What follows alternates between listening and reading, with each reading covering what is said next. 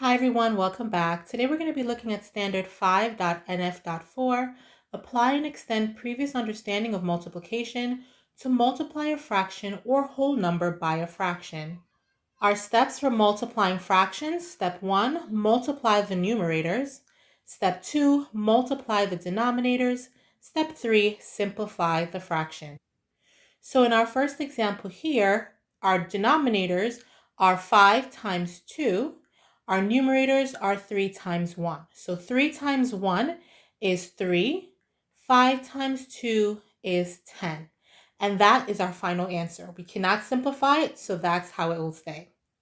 Let's go ahead and take a look at a few more examples.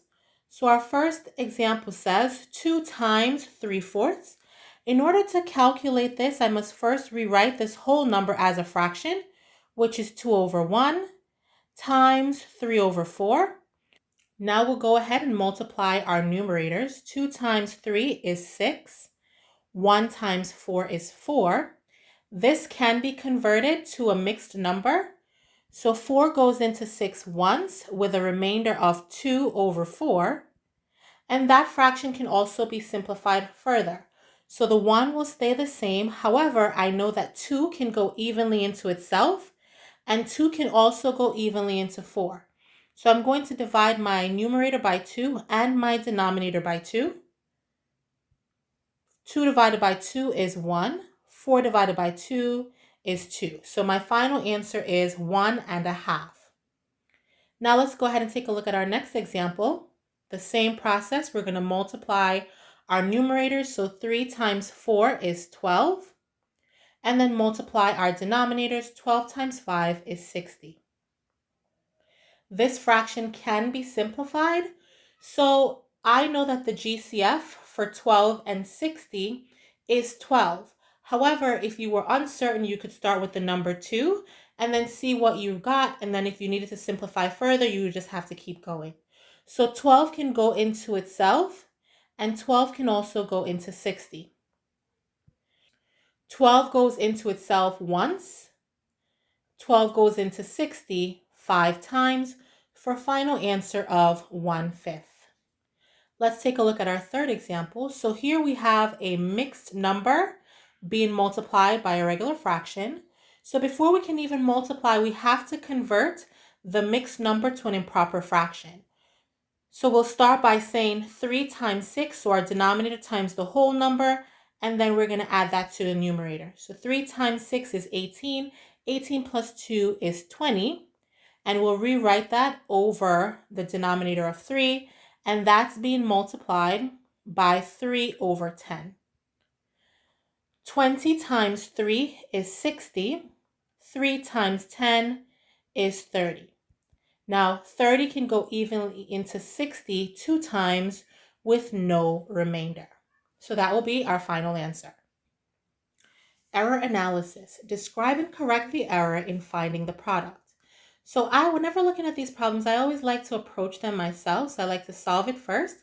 And as I'm solving, it will help me to identify what the errors are that's in the problem. So 2 over 5 times 3 over 10. And based on what I know, I'm going to multiply my numerator. So 2 times 3 is 6. 5 times 10 is 50. So here I can already identify an error that was made here. So this person decided to find common denominators and converted 2 over 5 to 4 over 10. Now, that should not give them a wrong answer because those are equivalent fractions. 2/5 is equivalent to 4/10. Therefore, if we were to work with 4/10, they should end up getting the same answer. So if we take a look here, what they really did incorrect was here in this step. So they did not say 10 times 10 is equal to 100. Instead, they only wrote the denominator once, which is the process of adding or subtracting fractions.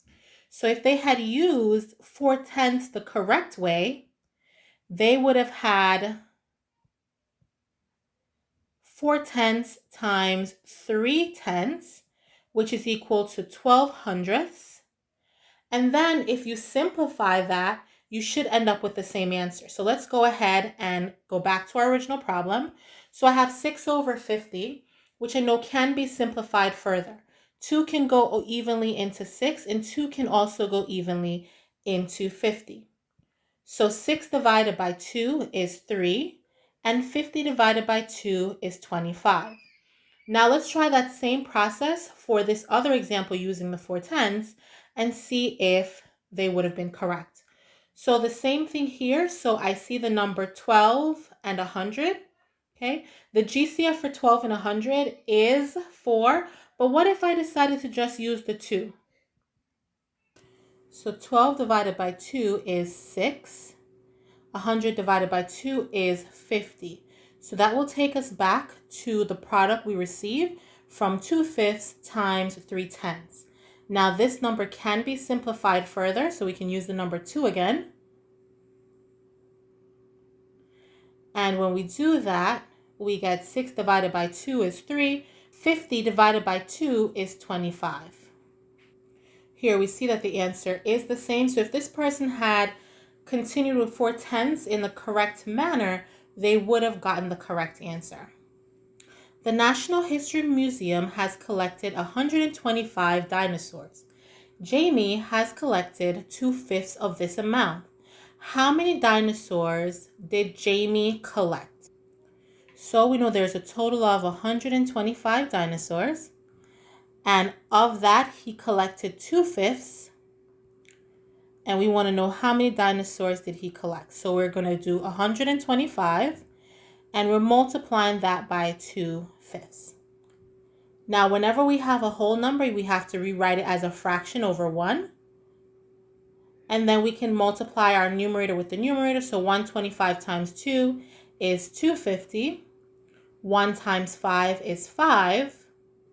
Then we can use division to get our final answer. So 250 divided by 5. 5 into 25 is 5 times. 5 into 0 is 0. So 250 divided by 5 is 50. So that means that Jamie collected 50 dinosaurs. And that would be our final answer. William collected 256 coins, but gave 3/4 of them to his older brother. How many coins does William have left? So this will be a 2-step problem. The first step, we'll need to find out how many coins he gave to his brother, and then we'll need to find out how many is left over. So he's starting with 256 coins, and he's giving 3/4 of them to his older brother. And then we want to know how many are remaining. So 256 times 3/4 will tell us how many coins he gave his brother. So we're going to rewrite this with 256 over 1 times 3/4. And then we're going to multiply our numerator by the numerator. So 256 times 3. 3 times 6 is 18. 3 times 5 is 15 plus 1 is 16. 3 times 2 is 6 plus 1 is 7.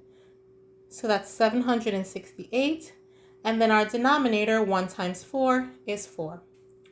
Now we'll need to divide 768 by 4. 4 into 7 once, with a remainder of 3. Bring down the 6. 4 into 36 9 times. 9 times 4 is 36. Bring down the 8. 4 into 8 twice, with no remainder. So here we see that he gave his brother 192 of the coins. But it didn't ask us how many he gave his brother. It asked us how many are left over. So now we need to take the total amount and subtract how many he gave away, and then we'll see what is left. So 256 minus 192. 6 minus 2 is 4. Then I need to borrow. 15 minus 9 is 6. So this would mean that William has 64 coins left over. So 64 coins left after he gave his brother 192 of his coins. Thank you for watching and have a great day.